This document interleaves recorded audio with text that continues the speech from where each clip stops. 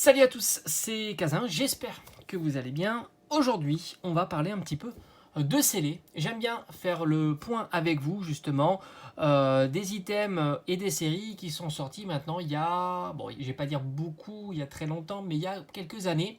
On va parler des 25 ans. Alors tu me diras, les 25 ans, c'était quasiment hier. Oui, mais quand même, il y a pas mal de choses qui se sont passées après les 25 ans. Et puis comme tu le sais, les 25 ans étaient un petit peu le tournant, le changement dans la collection Pokémon. Voilà. C'est vrai que ça a activé quelque chose. On était au sommet d'une hype et c'est vrai que pour l'avoir vécu et pour aussi avoir vécu les 20 ans, alors je peux pas me rappeler des 15 ans de Pokémon parce que je recherchais pas des cartes Pokémon.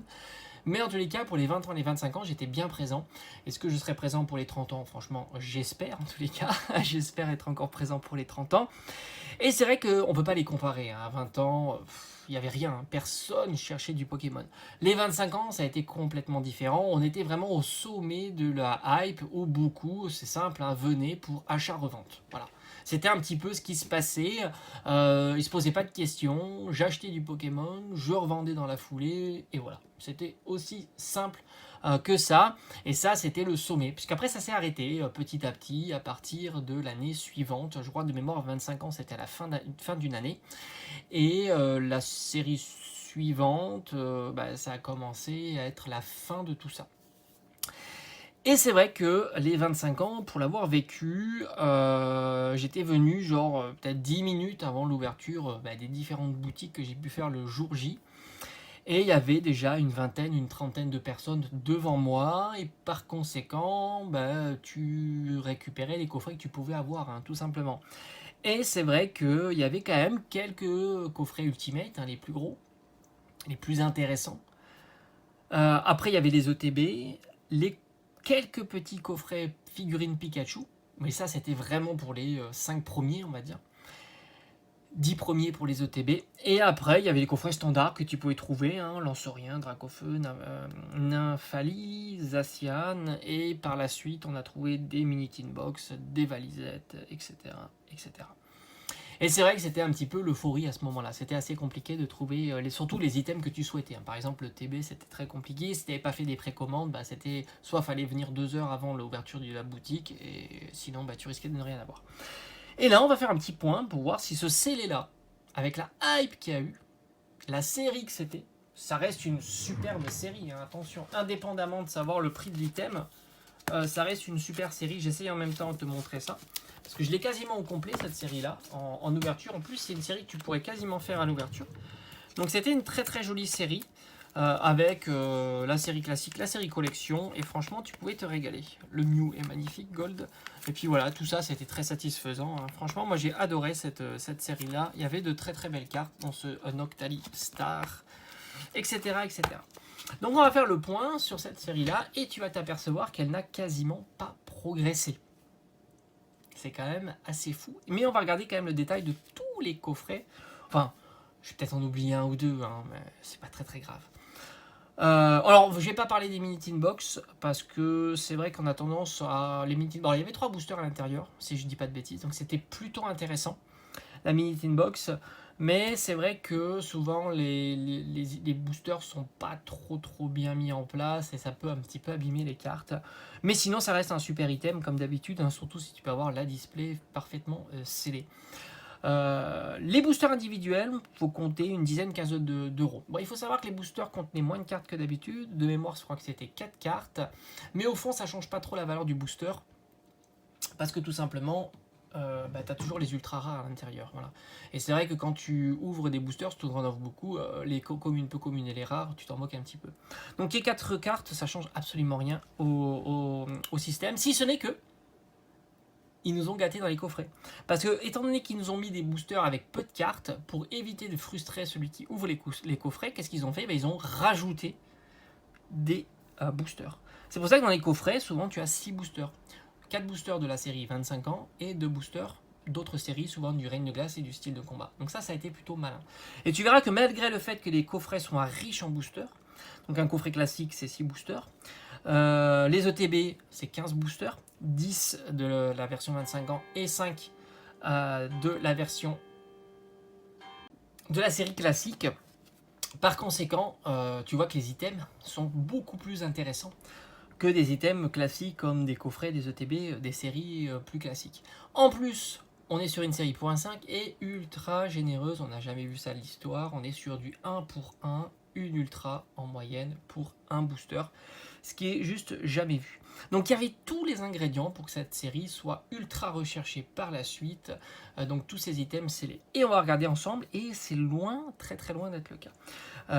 Du fait de leur prix d'ailleurs très raisonnable. On commence par le coffret Lansorien, j'ai presque envie de dire c'est l'item le moins intéressant, tu n'as que 2 boosters de la série, Célébration, 25 ans, et tu as un booster d'autres séries, alors je ne sais plus si Reine de Glace ou Style de Combat, et tu as un classeur, le classeur que je t'ai montré ici. Alors c'est pour ça que c'est le moins intéressant, puisque le coffret était relativement cher à la vente, de mémoire je crois qu'il était aux alentours de 20-25 euros, parce qu'il ne faut pas oublier qu'à cette période-là, avoir les prix, il y avait une inflation sur les prix, parce que les boutiques le savaient, ça allait partir comme des petits pains et rajouter 2, 3, 4 euros sur les items.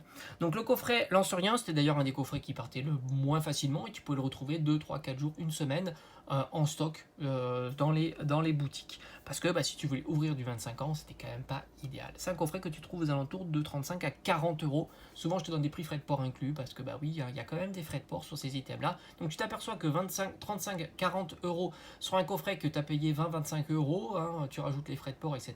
Il n'y a quasiment pas d'inflation sur ce prix-là, sur celui qui l'a vendu et qui l'a trouvé au prix boutique, tout simplement, à l'époque. Tu peux continuer comme ça avec le coffret Dracofeu. Même sur du coffret Dracofeu, tu t'aperçois que c'est pas si évident, il n'y a pas eu une grosse progression de son prix. C'est un coffret, basiquement, tu le trouvais aux alentours de 28 euros. J'ai fait quand même pas mal de boutiques, beaucoup le proposaient à ce tarif-là. Malgré tout, 28 euros pour ce qu'il y avait à l'intérieur, c'était plutôt intéressant, puisque tu retrouvais 4 boosters de la série 25 ans, et tu te retrouvais 2 boosters recyclés. De mémoire aussi, on sera souvent sur du Style de Combat et Reine de Glace. Je crois qu'ils ont recyclé ces 2 séries-là à l'époque. Essayez de me corriger. Enfin, si vous pensez que je me trompe, n'hésitez pas à mettre ça dans l'espace des commentaires. Il y avait une carte promo magnifique, la Jumbo évidemment. Franchement, il y avait tous les ingrédients pour que ça soit un coffret ultra recherché par la suite. Et malgré tout, on peut le trouver aisément aux alentours d'une 60aine d'euros. Donc rien d'extraordinaire pour un coffret vraiment génial avec une série extraordinaire. On peut continuer comme ça avec le coffret Nymphalie. Alors le coffret Dracofeu, c'est le plus cher en termes de coffret classique pour cette série là, 4 boosters plus de boosters recyclés. C'est fou parce que tu as 6 boosters dans ces coffrets là, c'est quand même sympa. En y réfléchissant, moi j'en ai gardé quelques-uns de ces coffrets là parce que j'aime beaucoup ouvrir cette série là. D'ailleurs je vous ai proposé une ouverture il n'y a pas très longtemps, j'ai vu ça sur la chaîne en mars 2023, donc c'était quasiment hier. Et c'est vrai que c'est vraiment une très belle série, et même si j'ai quasiment complété toute la série, j'apprécie d'avoir des doubles comme ces cartes-là. Ces cartes-là, je les apprécie vraiment énormément, que ce soit même le petit Mélo qui vaut pas très cher, c'est une carte qui doit valoir 2 euros. Les petits Tortank, les petits Florizards, ces petites cartes à 10 euros qui valent pas très cher, mais qui sont magnifiques à avoir dans ta collection, tout comme le Elector de Rocket qui coûte 2-3 euros. Le Léviator, j'en parle pas, c'est pareil, et le Pikachu 2 qui vaut une dizaine d'euros. Donc ce sont des très très belles cartes, vraiment bon marché. Et franchement, le scellé n'est pas exceptionnel. Tu as des scellés qui sont beaucoup plus chers et qui sont dans la même période, voire peut-être même après. Il faudrait regarder les coffrets et des évolutions si ils sont pas plus récents que les 25 ans. Peut-être que j'en ferai une vidéo sur les 3 coffrets évolution. Bon, on le savait un petit peu, évidemment, que ces coffrets-là seraient recherchés à cause des formats alternatifs. Formats qui sont très compliqués à avoir en ouverture et qui sont par conséquent souvent très chers. Ça, c'est une petite parenthèse. On va continuer. Nymphalisation, c'est à peu près le même combat. Tu es aux alentours d'une 50aine d'euros pour ces coffrets-là. Le Zacian proposait un pins, si je ne dis pas de bêtises. Le coffret Nymphalie avait la Jumbo et la carte promo qui était très très jolie, alors que la Zacian proposait la carte niveau X et un pins et pas Jumbo. Je crois que c'était un petit peu les différences qu'il y avait entre ces 2 items. On va monter un petit peu de prix et on va s'attaquer à la Valisette. Valisette, super item. Franchement, c'est un très bel item parce que tu as pas moins de 8 boosters à l'intérieur, 6 boosters des 25 ans et 2 boosters recyclés. Et c'est l'item que j'ai ouvert il n'y a pas très longtemps, en mars, fin mars je crois c'était, 2023. C'est un item qui devait coûter à la sortie une quarantaine d'euros et qui vaut aux alentours de 60 à 70 euros à l'heure actuelle. Donc là aussi, ça n'a pas énormément progressé, mais évidemment, ça reste plus cher que leur sortie, hein, évidemment. Mais il ne faut pas oublier qu'on était dans un contexte où il y avait énormément de rareté. Hein. Tu n'en trouvais pas en boutique très facilement, ce que tu ne vois plus maintenant. Maintenant, tu trouves quasiment tous les coffrets que tu veux en boutique.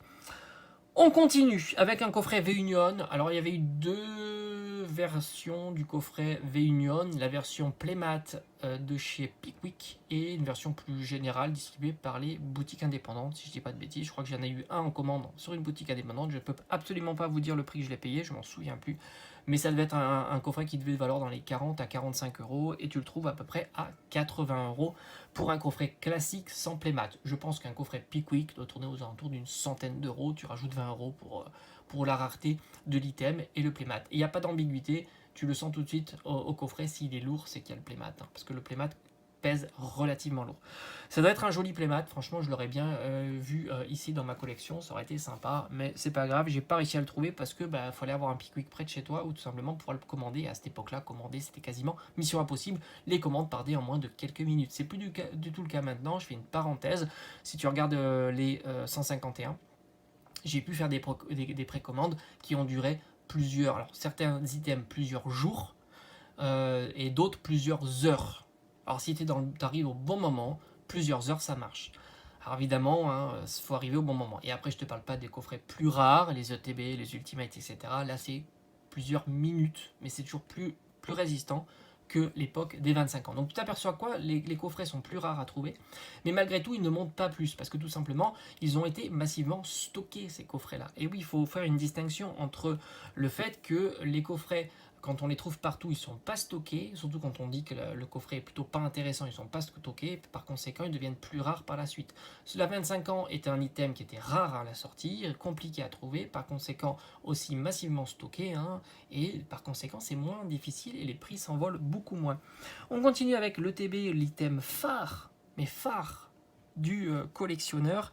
Le TB, magnifique ETB, on a du Amphinobi Star, en plus un format qui est super intéressant, c'est une carte promo que tu peux trouver pour 5 euros, hein, si tu as vraiment envie d'avoir la carte promo, pas besoin de passer par le TB, hein, tu l'achètes comme toutes les cartes promo, hein, je vous le conseille souvent, hein, je vous ai dit, hein, les cartes promo comme ça, si elles vous intéressent mais pas les autres items, gardez votre budget pour les items qui vous intéressent et achetez la carte. Ça c'est une carte que tu peux trouver, moi j'en ai même trouvé pour 3 euros ou 4 euros, hein. Franchement elle est exceptionnelle. Après, ça monte au fur et à mesure des années, forcément, parce qu'elle va se raréfier, etc. Donc pour le TB, en plus, il y a 15 boosters dans le TB, 10 boosters 25 ans, 5 boosters recyclés. Alors, je me souviens plus exactement, mais à mon avis, c'est du style de combat du Reine de Glace. Et franchement, cerise sur le gâteau, si c'est d'autres séries, je te dis pas, moi. Et c'est une ETB que tu peux trouver entre 150 et 200 euros. Grosso modo, c'est la fourchette de prix que tu peux trouver. Alors là, c'est vraiment une grosse plus-value comparativement au prix de sortie qui était, on va dire, 60 euros. Là, oui, ça a bien augmenté sur l'ETB, mais on s'y attendait parce qu'il y a beaucoup de boosters à l'intérieur et voilà, c'est normal. Le contenu est plus intéressant que les coffrets et leur disponibilité beaucoup moins importante. Il y a quand même beaucoup d'ouvertures. Certains ont ouvert, certains ont gardé, etc. Mais les quantités sont moindres. On continue avec le coffret Pikachu figurine, dont la figurine, je l'ai ici. J'en ai fait l'ouverture parce que je trouve que le coffret est plutôt de mauvaise qualité. Il n'y a pas beaucoup de boosters à l'intérieur et les cartes promo sont très sympathiques. Moi, je les ai gardées dans ma collection. Là, c'est un coffret qui était plutôt très compliqué à trouver, certainement plus compliqué que le TB, mais malgré tout, il est moins cher que le TB. Tu le trouves aux alentours de 120 euros, grosso modo. C'est un coffret très sympa, mais la figurine, c'est vrai que voilà, faut aimer avoir un coffret. Dans un coffret avec figurine, moi personnellement, je préférais ne pas le garder en scellé, vous le proposer à l'ouverture, c'était plutôt cool. Et puis ouvrir quelques boosters. Alors, je me souviens plus exactement combien il y a de boosters à l'intérieur dans ce coffret-là, mais c'est vraiment pas le plus important de ce coffret. Le plus important, c'est sa rareté, la figurine, les cartes promo exclusives qui sont proposées avec le Pikachu et le Pikachu VMAX, tout simplement. Et après, ce sont des cartes qui doivent pas être si faciles à... Enfin, elles doivent être faciles à trouver, évidemment, mais le budget est un peu plus conséquent pour ces cartes promo-là. T'es pas comme sur ces cartes-là que tu trouves à moins de 5 euros. Je pense que c'est un peu plus cher. J'ai pas été vérifié, mais mon petit doigt me dit que c'est légèrement plus cher, peut-être une dizaine, une quinzaine d'euros les cartes, entre 5 et 10 peut-être pour la simple V, et puis pour la VMAX, un petit peu plus cher. En règle générale, c'est ce que l'on voit entre les V et les VMAX. Les VMAX sont légèrement plus chers que les V. Et enfin, le Graal de la série en scellé, mais lui on le savait, hein, dès leur sortie il était déjà deux fois plus cher. Moi je l'ai eu disons en seconde sortie, enfin dans des boutiques qui ont un peu plus profité de la survente de cet item ou la surdemande de cet item. C'est un item qui coûtait entre 130 et 150 euros habituel. Et les boutiques les proposaient souvent à 300 euros. Je ne l'ai pas trouvé Day One, c'était quasiment impossible. J'ai pas pu faire de réservation et je l'ai acheté 300 euros. C'est un item qui vaut dans les 500 euros, mais il fluctue beaucoup. Il faut être patient pour ces items-là. Tu le vois un peu plus cher, un peu moins cher. Mais disons que 500 euros, ça a l'air d'être son tarif, on va dire, plutôt classique. Et là, alors j'ai pas été vérifié, mais il y a énormément de boosters à l'intérieur. J'en avais fait une vidéo explicative de ce coffret. Tu peux aller la voir, elle est toujours sur la chaîne. C'est un coffret qui est très intéressant parce que déjà tu as énormément de boosters 151, je pense que tu dois en avoir dans les 151, 25 ans, je pense que tu dois en avoir au moins une quinzaine, une vingtaine, entre 15 et 20 boosters, donc ce qui est assez conséquent sachant qu'un booster vaut entre 10 et 15 euros.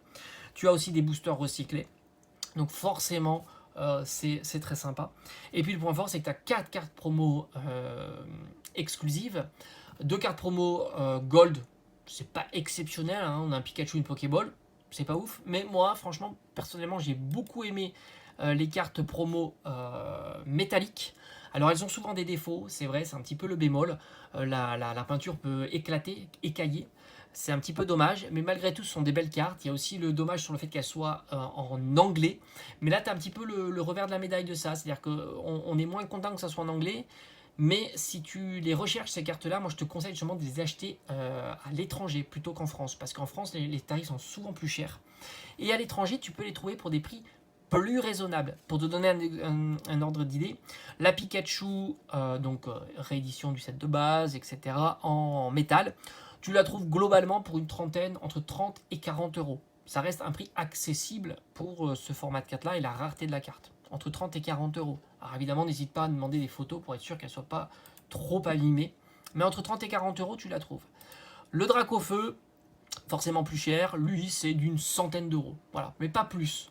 Donc forcément, le coffret il vaut déjà le prix de ce qu'il y a à l'intérieur. Donc tu as déjà 100 euros le Dracofeu, 50 euros, enfin 30 euros le Pikachu, ça fait 130 euros. J'ai pas été vérifié, mais je pense que les deux autres cartes promo, tu dois au moins les avoir pour 20 ou 30 euros chacune. Donc grosso modo, tu as déjà 200 euros de cartes promotionnelles.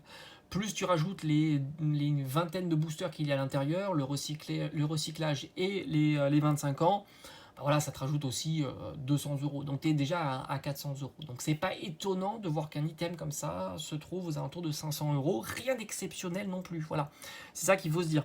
Il n'y a pas énormément de plus-value, le fait qu'il soit parfaitement blisté, neuf, d'époque, etc.